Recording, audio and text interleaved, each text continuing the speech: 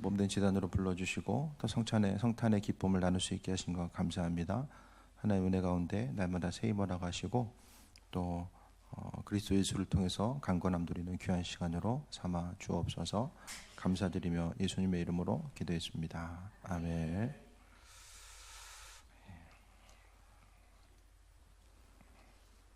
12월 25일 성탄 예배로 우리가 드리는데요. 12월 25일에 예수님 태어나셨다고 오늘 본문에 나와 있죠.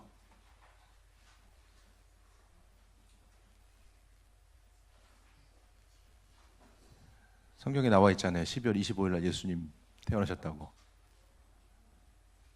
살짝 헷갈려요. 왜 우리가 25일 날 왜 모여요?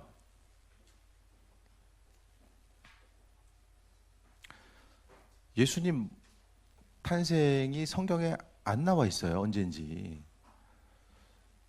그럼 예를 들어서 만약에 이제 누구를 이제 입양을 했는데 애 생일을 몰라. 그럼 너는 평생 생일 없이 지내라. 그렇게 해요? 아니면은 좀 날짜를 하나를 정해줘서 그날을 기념하게 해요? 날짜를 정해주겠죠. 그런데 이 당시에 보면 왜 그럼 12월 25일이냐 그것에 대해서 생각했을 때에 그 당시 이제 로마가 이제 로마의 이제 그들이 이제 섬기는 중심적인 신이 태양신이었었거든요. 고대 세계에서는 많은 부분이 태양과 연결돼 있어요. 태양신을 섬기게 되는데 그런데 이제 그 태양신을 받는 사람이 섬기다가 갑자기 로마가 그 313년부터 기독교가 공인되게 되잖아요. 그러니까 기존에 있던 사람들은 태양신을 섬겼는데 물론 그 안에서 예수님을 믿는 수많은 그래도 사람들이 있었어요. 박해 200년의 박해 가운데서도 또 믿음을 지키면서 왔었던 수많은 사람들이 있었는데 그런데 그들로 하여금 나라에서 이제 갑자기 로마로 국교가 로마에서 기독교로 이제 국교가 바뀌게 됩니다. 그렇게 하다 보니까 기존에 있던 태양신을 섬기던 사람들이 이제 혼란이 가중되게 되잖아요. 그래서 행한 게 뭐냐면은 12월 25일은 이제 태양신의 숭배와 연관성이 있는데 그들 25일을 태양신에 관련된 것이 아니라 예수님의 생일을 그날로 기념해서 지켜라. 이렇게 이제 바꿔버린 거예요.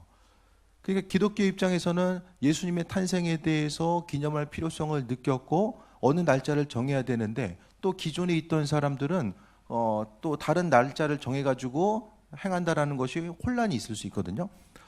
그러니까 그리스나 로마에 있어서의 신들은 만신이에요, 만신. 그러니까 로마가 다른 나라를 정복함에 있어서 신들이 생기면 하나에다가 로마 안에 있는 만신전에다가 또 하나의 신들을 형상을 갖다 놓는 거예요. 그러니까 종교적으로는 전혀 부딪힘이 없었습니다. 그런 상황 가운데서 이제 개신교들이 핍박받은 것은 성경에서 하나님 외에는 또 다른 신이 없다라고 분명히 말씀하셨기 때문에 그런 유일신 사상 때문에 유일하게 또 유대인들 믿는 자들만이 이제 그 그리스도인들이 더욱더 핍박을 받은 거죠. 그 가운데 생각했을 때에 우리가 25일에 대해서 이건 뭐 태양신 뭐 숭배하는 날인데 뭐 우리가 그게 아니라 우리로 하여금 그날은 다른 어떤 그것을 이용해서 이제 수많은 이단의 무리들이 이제 그걸 이용하게 되는데 그게 아니라 우리가 해야 될 것은 그 날짜는 교회의 전통 가운데 목자가 필요성이 있어서 그 날짜를 지켜왔고 또 그 가운데서 기독교 전통 가운데 우리가 25일을 기념해서 우리가 하나님 앞에 나아가고 있는 거예요. 예. 그러니까 주일날도 마찬가지잖아요. 주일날도 뭐 25일이 태양신을 숭배하는 그 경축일이다 하지만 우리는 우리의 주일은 예수님께서 주일날 부활하셨기 때문에 그날을 예배로서 드리고 있는 것과 마찬가지입니다. 오늘 말씀을 통해서 다시 한번 보게 되면 2장 1절 말씀 봅니다. 헤롯 왕 때 예수께서 유대 베들레헴에 나심에 동방으로부터 박사들이 예루살렘에 이르러 말하되라고 말씀합니다. 동방에 있는 박사들, 별을 연구하던 사람들, 일부의 사람들은 그들이 점술했던 점술가라고 이야기하기도 하잖아요. 그런데 성경만큼 지금까지 이제 이렇게 많이 연구된 책이 없어요. 그 연구된 책 가운데 우리가 볼 수 있는 것은 그럼 동방 박사들이 무슨 별을 보고 따라왔을까? 그것에 대해서 분명히 연구했을 거예요. 하나하나 연구가 안 된 부분이 없어요. 지금 성경 가운데서 우리가 생각했을 때에 성경의 역사가 지금까지 생각했을 때에 한 3,500년 정도를 우리가 생각해 본다면은 그 가운데서 구절 구절마다 다 이제 옛날에는 과학과 신학이 하나를 향해서 오게 되고 지금도 신학과 과학을 연구하는 사람들이 있음에도 생각했을 때 이 별이 무슨 별이냐 그걸 연구한 거예요.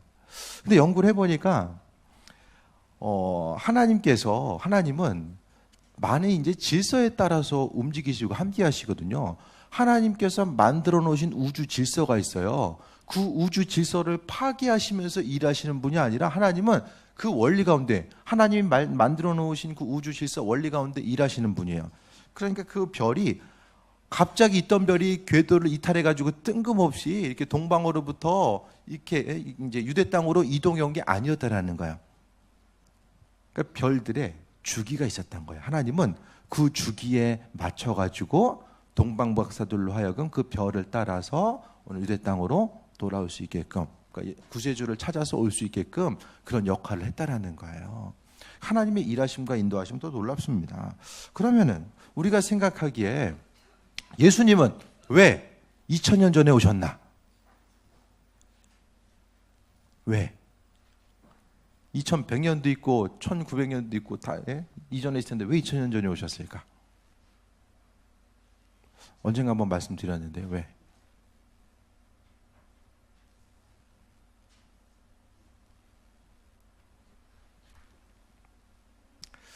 그 당시에는 로마에 의해서 이제 나라가 지배받고 있잖아요. 로마에 의한 지배 가운데서 우리가 생각해 봤을 때에 로마 2대 황제는 사람 죽이는 것을 재미삼아 죽였다는 사람이에요. 그래서 아침에 먹고 일어나면은 일어나서 이제 재판을 해요. 그 당시에 보면 입법부, 사법부, 행정부 모든 것을 황제의 손에 의해서 움직여지게 됩니다. 황제가 모든 것을 다 하는 거예요. 그래서 아침에 일어나면은 먹고 나서 이제 그 재판을 해요. 억울함을 풀어주기 위해서 재판을 했던 것이 아니라 어떻게 하라면 사람을 죽일까를 연구하면서 재판을 하게 됩니다. 나라의 중심지였었던 로마가 그러고 있으니까 그 나머지 가운데 있어서의 일반 사람들은 상당히 피폐한 삶을 살 수밖에 없었다라는 거예요. 지금도 이제 여러분 세금 많이 내시죠? 뭐 직장 다니신 분들은 또 세금 때문에 이제 매년 또 세금 많이 올라가니까 더 어려움이 있으실 텐데 이 당시에 보게 되면은 그러니까 정확한 기록은 이제 로마가 그리스의 문화의 그 중심을 많이 가져오거든요. 그리스는 세법이 많이 발달돼 있고 또 그 가운데서 이제 여러 가지 경제적인 이런 내용들이 많이 발달돼 있다 보니까 이제 세금을 얼마가 걷었냐? 그리스에서는 저희도 말씀드렸던 것처럼 농사 지으면은 곡물에 있어서는 3분의 1이 이제 세금으로 가져가요. 쌀 3가마니 얻었으면 1가마니 가져가요. 그러면 나머지 2가마니 다 갔냐? 원가가 빠져야 되잖아요. 그러니까 사람들이 너무 피폐한 거예요. 과일은 절반 가져가요. 그러니까 일반 한 사람 한 사람들이 너무나도 피폐한 삶. 그러니까 그 시대 보면 예수님께서 그곳에 임한 것 자체는 사람들이 정말로 먹고 사는 문제가 힘든 것을 넘어서서 극에 달했었던 그 상태에 대해서 이야기하고 있는 거예요. 하루하루 먹고 살아가는 것 자체가 너무나도 힘든 시기를 살아갔었던 그들에게 있어서 예수님은 그 땅 가운데 임하시고 함께 하시고 예비하셨던 그 모든 것들에 대해서 보게 됩니다. 오늘 말씀을 통해서 2절에 유대인이 왕으로 나신 이가 어디 계시냐? 우리가 동방에서 그 별을 보고 그에게 경배하러 왔노라 라고 말씀하고 있습니다. 예수님께서 이 땅에 오시고 함께 하시고 예비하셨던 것은 또 그분의 도우심과 인도하심 자체는 다른 어떤 것이 아니라 믿는 한 사람 한 사람에게 또 믿음으로 승리하고 또 인도하심 받아 나아갈 수 있도록 세벌하 가시고 예비하셨음에 대해서 우리가 볼 수 있게 되는데 이 시간 우리가 생각했을 때 2000년 전에 이 땅에 오신 예수님은 우리와 무슨 상관이 있는가 그 부분에 대해서 다시 한번 생각해 봐야 돼요. 어제도 무리들 하셔가지고 많이 피곤하신 것 같아요. 눈을 크게 뜨고 저는 살아있는 눈빛으로 말씀을 듣고 있습니다라는 그 시선을 보여줘야 돼요. 그래야지 또 우리가 또 은혜 가운데 예배가 진행되잖아요. 2000년 전에 오신 예수님하고 나하고 지금 무슨 상관인가 그것에 대해서 좀 생각해 볼 수 있게 되길 바랍니다. 성탄절은 작년에도 성탄절이 있었고 올해도 있었어요. 그 매번 성탄에 대해서 우리가 생각해 봐야 되는 것은 예수님의 탄생하심이 지금 우리의 삶과 무슨 영향력이 있나, 무슨 연관성이 있나, 그 부분에 대해서 매년 우리가 고민해 봐야 되는 거예요. 예수님의 탄생, 그분이 아니었으면 우리는 평생의 삶이 열심히 죄짓잖아요. 숨쉬고 살아간다는 것은 우리가 선한 일도 하지만은 죄의 연속임에 대해서 말씀하고 있어요. 그럼에도 불구하고 우리가 하루하루 살아가는 것은 뭐냐면은 그리스도 예수와 교제하는 것.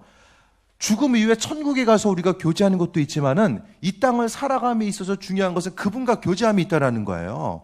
예수님은 천국으로 가셔서 거기서 그냥 계시는 분이 아니라 영으로 임하셔서 날마다 우리의 삶의 여정 가운데 함께 하신 분, 우리의 삶에 있어서의 고통과 어려움, 모든 삶의 순간순간마다 이끄시고 인도하셨음에 대해서 보게 됩니다. 올 한 해의 순간을 돌아보시면서 즐겁고 기쁜 일도 분명히 있었을 거예요. 하지만 힘들고 어려운 고난의 순간들도 존재했습니다. 그 고난의 순간에 내가 혼자 있었던 것이 아니라 예수님, 힘들고 어려운 그 시대에 빛으로 오셔서 너무나도 낮은 곳으로 오셔서 말구유가 뭐라고 말씀드렸어요? 밥통이라고 했잖아요. 말밥통. 성경에 번역하다 보니까 이거 말밥통이라고 이거 하기가 뭐하니까 그냥 말구유로 번역을 한 거예요. 그 낮은 곳에 있을 곳이 없어서 그 낮은 곳에 임하심 자체는 성경에 있는 그 한 가지 구절 자체는 다 의미성이 있어요. 그냥 되어진 말씀이 없어요. 한 구절 한 구절이 다 의미가 있어요. 그 말씀을 통해서 높은 곳 있지만은 그래도 낮은 곳에 임하신 거. 이스라엘 백성들 가운데 아무리 없는 집도 말밥통에서 태어난 사람이 누가 있겠어요. 그 낮아짐의 상징 자체가 예수님이시고 예수님께서 이 땅에 임하시고 사역을 행하심에 있어서의 그 중심의 모든 것들도 다 한 구절 한 구절 다 돌아보게 되면 낮은 곳에 임하셔서 함께 식탁 가운데서 먹고 마시면서 힘들고 어려운 이들의 고민을 들어주시고 때로는 그들이 감당할 수 없는 일들에 대해서 예수님께서는 그들의 두 손을 만져주시고 함께 하시고 예배하셨음에 대해서 오늘 말씀을 통해서도 볼 수 있게 됩니다. 그 예수님은 그 당시에 그 사역으로 끝난 것이 아니라 지금 이 시간도 우리와 함께하고 계시며 그분의 일들을 만들어 나가고 있다는 것에 대해서 보게 됩니다. 우리에게 있어서의 가장 큰 은혜는 그리스도 예수께서 우리와 함께 하신다는 것. 2000년 전에 오셨던 그분은 그것으로 과거로서 이게 끝난 것이 아니라 주님의 일하시는 과거와 현재와 미래를 시간을 관통해서 일하시는 분이 그분이에요. 우리는 시간이 중요해요. 시간이 너무 중요해요. 이 시간 놓치면 안 될 것 같아요. 이 기회 놓치면 내 인생에서 더 이상 즐거움의 틈은 없을 것 같아요. 하지만 아닙니다. 하나님은 그분의 일하심 자체는 시간을 초월하신 그분의 능력과 예비하심이 있음에 대해서 우리는 바라보게 됩니다. 믿는 자로서 우리가 생각했을 때에 올 한 해 이거 했어야 되는데 조급함이 있으십니까? 이거 분명 했어야 되는데 우리의 생각은 지금 아니면 안 될 것 같아요. 하나님의 시간에 집중해 볼 수 있게 되길 바랍니다. 그분의 시간, 그분의 인도하심에 한 번 더 집중해 볼 수 있게 되기를 바랍니다. 힘들고 어려운 그 땅에 빛으로 오신 그분에 대해서 보게 됩니다. 믿는 사람에게는 예수님의 탄생 소식이 기쁨과 즐거움과 평안이에요. 그런데 믿지 않는 이들에게는 고난의 모습입니다. 오늘 봤을 때에 헤롯의 반응이 나와요. 헤롯은 이 당시에 왕으로서의 이 정치적인 입지 자체가 완전히 굳어진 상태가 아니었었기 때문에 유대인들의 비유를 맞출 뿐만 아니라 한 가지 더 생각했을 때에 왕이 내가 있는데 다른 왕이 생겨나. 이것에 대해서 참을 수가 없었던 거예요. 믿지 않는 누군가. 그러니까 그리스도 예수의 탄생 자체가 믿는 이들에게는 축복이 될 수 있는데 믿지 않는 이들에게 있어서는 저주와 어려움이 뭐냐면은 만약에 하나님께 갔을 때에 죽음 이후에 어떤 삶의 모습이 지옥에 간다라고 했을 때에 하나님께서 만약에 구원에 대한 그런 방법 자체를 마련해 놓지 않았으면은 하나님이 불공평하고 불공정한 거죠. 모든 사람이 다 그냥 구원받을 수 없는 시스템이 있었습니다. 하지만 예수 그리스도는 창조주 되신 하나님이 죄된 우리를 구원하시기 위한 하나님의 방법과 구원의 계획 자체를 어제 말씀을 통해서 전해드렸던 것처럼 예수님 자신이 길과 진리와 생명 되심에 대해서 말씀하셨잖아요. 그러니까 구원의 통로, 구원의 시스템 자체가 바로 예수님 자신인 거예요. 그것에 대해서 벗어난 이들에게 있어서는 예수님께 죽음 이후에 할 말이 없는 거예요. 예수님 자신은 우리에게 있어서 은혜이고 축복이고 복된 삶의 모습임을 이야기합니다. 별을 연구하던 사람들, 박사들이 몇 명인지 모르지만 3가지 예물 드렸다고 하니까 그냥 3명인가 보다 이렇게 보잖아요. 한 사람일 수도 있고 뭐 여러 사람일 수도 있어요. 어쨌든 이들은 별을 보고 연구하다가 움직여서 오게 됩니다. 그래도 그 가운데서 외롭고 쓸쓸한 자리 말고였지만은 하나님께서는 예수님의 그 탄생에 대해서 그래도 빛으로 비치시고 그분으로 하여금 앞으로 그분이 감당해야 될 부분이 무엇인지에 대해서 분명히 깨닫게 하시고 은혜로 베풀어 주셨음에 대해서 우리가 볼 수 있게 됩니다. 믿는 자로서 우리의 삶을 통해서 생각해 봤을 때 예수님은 누구냐? 여러분, 우리는 예수님 없으면 아무것도 아니에요. 그냥 허공에 지나다니는 먼지에 먼지. 우리는 먼지예요. 예수님 없으면. 그런데 예수님 때문에 우리는 세상을 창조하신 그 창조주의 자녀로서의 삶을 살아가는 거예요. 그냥 우리는 예수님 잘 믿어가지고 나중에 천국 가야지, 그 차원의 것이 아니라 우리의 삶에 있어서 우리의 생애, 우리의 신분의 놀라운 변화, 그보다 더 큰 변화는 세상에 없어요. 먼지와 같은 우리가 바로 예수님 그분, 우리가 예수님을 향해서 크게 무엇을 해드려서가 아니라 그냥 하나님께서 예수 그리스도를 통해서 우리를 구원하시기로 마음먹으셨다는 그 사실에 대해서 믿음으로 반응하고 그냥 믿는 것 자체, 그것을 통해서 하나님은 우리에게 은혜로 베푸시고 인도하셨다라는 사실, 그 부분에 대해서 말씀하고 있습니다. 그러니까 하루하루 삶에 있어서 내년 한 해도 여러분 계획하고 기대하는 바가 있으시잖아요. 그 기대하는 바가 내 뜻대로 되지 않는다라고 할지라도, 또 절망 가운데 우리의 삶의 여정 가운데 다가온다라고 할지라도 우리가 실족하지 아니하고 살아갈 수 있는 것은 창조주 하나님께서 나를 자녀로 삼아 주셨다라는 거. 그러니까 내년은 삶에 있어서 좀 주눅 들지 마시고, 있고 없음에 주눅 들지 마시고요. 일이 되고 한데 그것 때문에 항상 믿는 사람들이 하나님의 자녀라는 생각에 대해서 그것은 생각하지 못하고, 저 사람은 더 있고 나는 좀 부족하고, 저 사람은 또 할 수 있는데 나는 좀 부족하고, 끊임없이 보여지는 거, 먼지와 같이 사라질 수밖에 없는 그것 때문에 날마다 고민하고 근심 걱정하게 되면은 왕의 자녀인데 왕의 자녀가 하루하루 무엇을 먹고 입을까, 그것을 통해서 걱정하는 것과 마찬가지거든요. 하나님께서 있어야 될 것, 필요한 것들에 대해서 채우시고 인도하신다라는 그 중심 자체는 다른 것이 아니라 하나님이 행하시고 이끄신다라는 그 부분에 대해서 말씀하고 있습니다. 믿는 우리들의 삶의 여정 가운데 그리스도 예수께서 이 땅에 오시고 인도하신 것, 우리가 생각한 것보다 예수님은 훨씬 더 많은 일들을 행해 오셨어요. 기도에서 응답한 것보다 기도 안에도 응답하신 것이 훨씬 더 많다라고 말씀드렸잖아요. 여러분의 삶의 여정 가운데서 내가 누구인가, 그거 잊어버리면 사람이 절망스러워요. 왕의 자녀다라는 사실에 대해서 생각하고, 예수님께서 창조주 되신 분, 그러니까 예수님의 이 땅에 임하심은 창조주 하나님이 아들 예수를 통해서 이 땅에 임하신 것과 동일한 거예요. 그렇기 때문에 아들 예수께서 이 땅에 하나님께서 왜 임하셨는가? 우리 한 사람 한 사람을 너무나도 귀하게 여기셨기 때문에.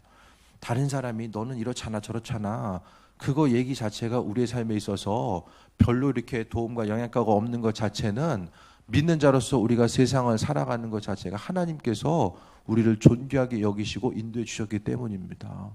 창조주께서 나를 존귀하다라고 말씀하셨는데 주변 누군가가 나를 통해 이야기하는 것 자체가 그렇게 큰 영향력으로 다가올 수 없다라는 사실에 대해서 다시 한번 말씀드립니다. 탄생의 모든 소식, 순간순간을 다시 한번 돌아보시고, 여러분 인생 가운데 가장 중요한 것 다른 어떤 것이 아니라 그리스도 예수 그분을 향한 믿음과 소망함, 기대함 자체가 바로 여러분의 인생 가운데 가장 소중한 가치입니다.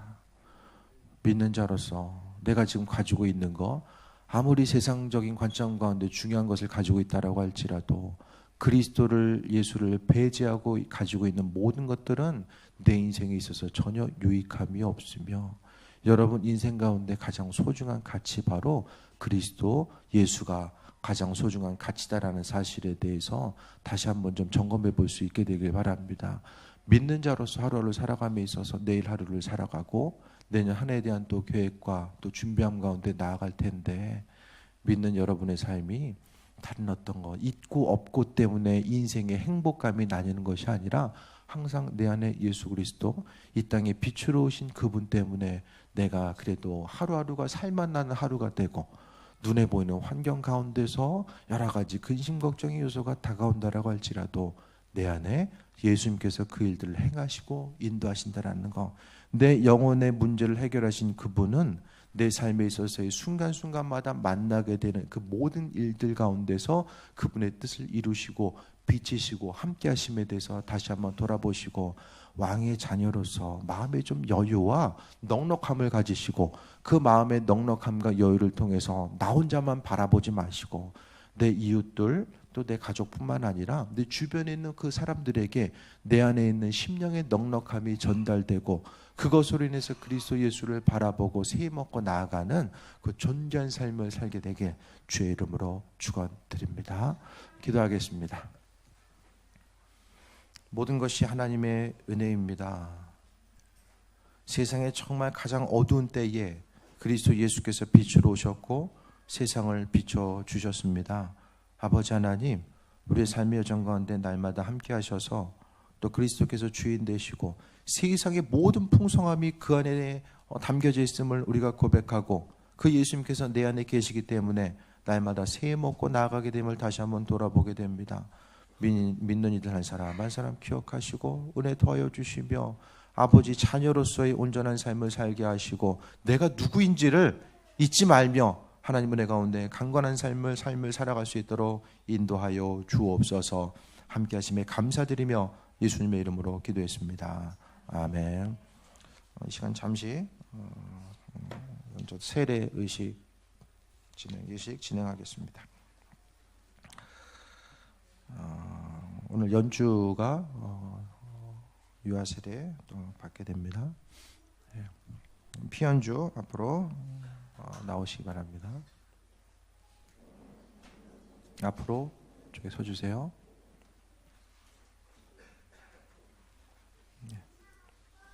이쁘게 하고 왔어요. 예식사입니다. 사랑하는 성도 여러분, 이제 예수 그리스도의 명령에 따라 유아 세례를 행하고자 합니다. 어린이들을 사랑하시는 예수님께서는 어린이들도 하나님 나라의 백성이 될 수 있음을 가르쳐 주셨습니다. 이는 하나님의 크신 은혜입니다. 이 시간 하나님의 은혜와 평강이 세례받는 어린이와 부모, 보호자들과 성도, 또 하나님의 거룩한 교회 위에 함께하기를 기도합니다. 잠깐 기도하겠습니다. 자비하신 하나님 아버지, 성도의 가정에 귀한 자녀를 보내주시고 부모의 믿음을 통해서 그들을 하나님께로 인도하시니 감사합니다. 이제 거룩한 세례를 받기 위하여 주님 앞에 나온 어린이를 받아주셔서 저들의 죄를 용서하시며 거듭나게 하옵소서. 또한 우리가 머리 숙여 간구하오니 우리 모두 세례를 통하여 하나님께서 베풀어 주시는 영원한 복을 즐거워하며 주님께서 약속하신 영생에 이르게 하여 주옵소서. 우리 주 예수 그리스도의 이름으로 기도합니다. 신앙 확증을 위한 문답을 하겠습니다. 연주가 말을 못 알아듣기 때문에 부모가 대답하고 이제 보증하는 거죠. 예, 아이가 이렇게 살아갈 수 있도록. 예. 이제 교회를 대신하여 어린이의 부모에게 묻겠습니다. 사랑하는 이여, 여러분이 어린이를 데리고 세례를 받게 하려고 나왔으니 하나님과 모든 성도 앞에서 진실하게 대답하시길 바랍니다. 여러분은